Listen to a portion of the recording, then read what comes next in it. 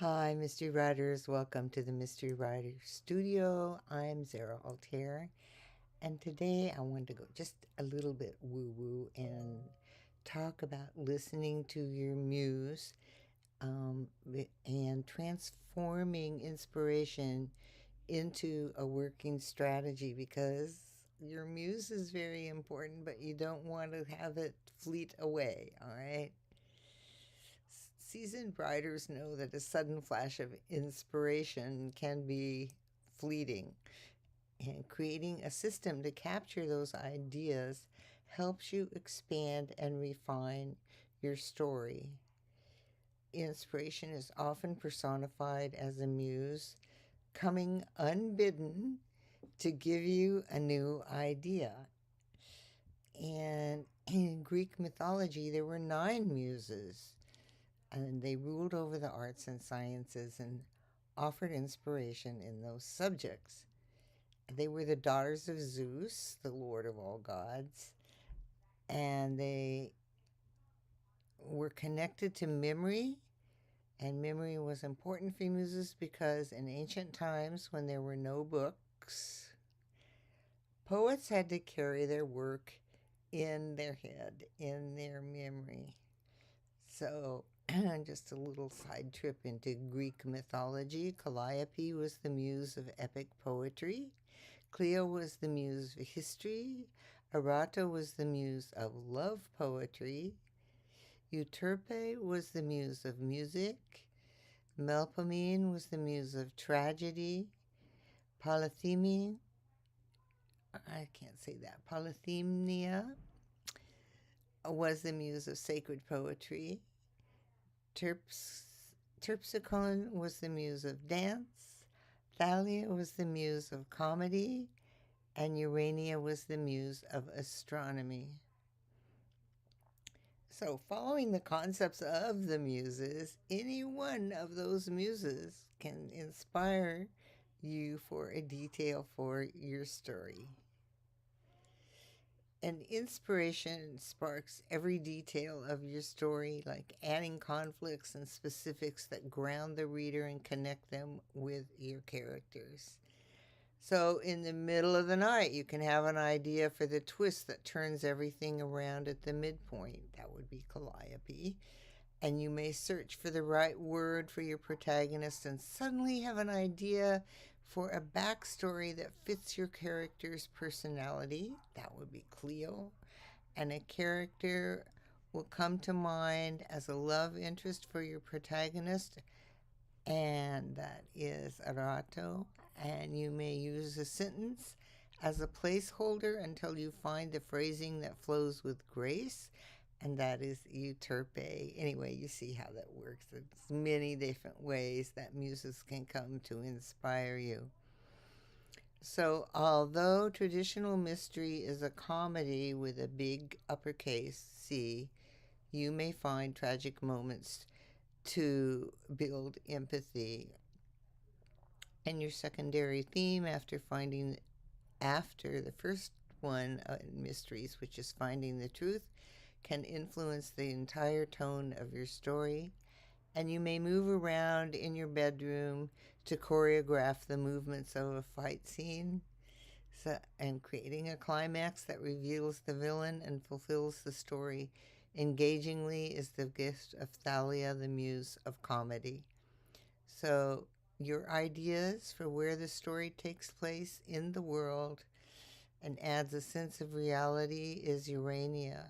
So, there's just many, many, many ways that inspiration comes to you about filling in the details of your story.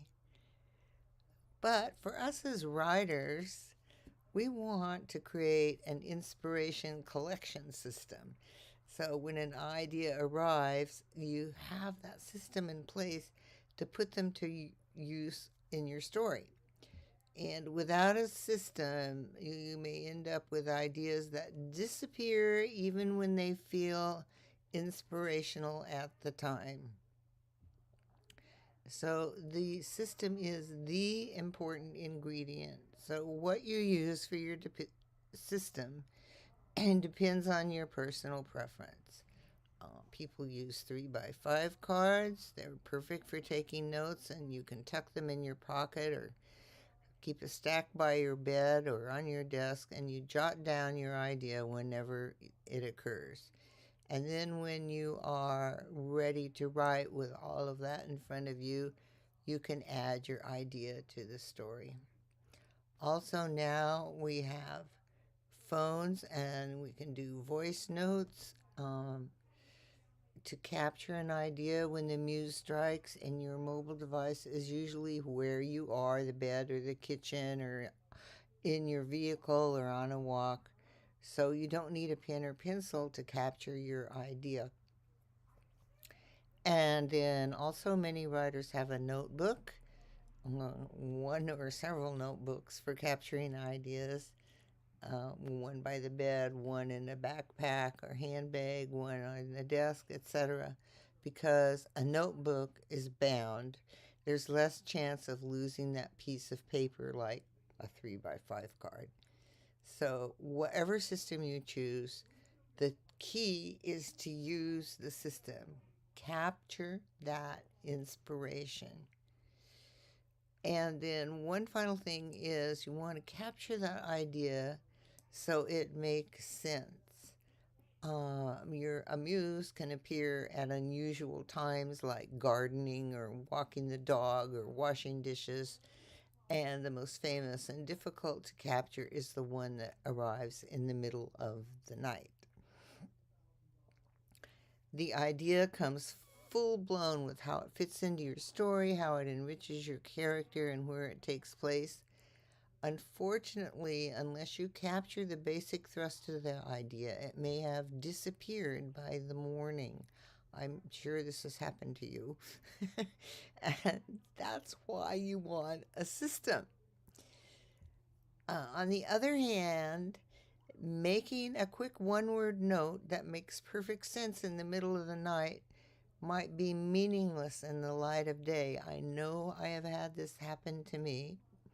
So, one word like path or glove can make sense in the middle of the night when that whole concept is there in your head, brought to you by the muses.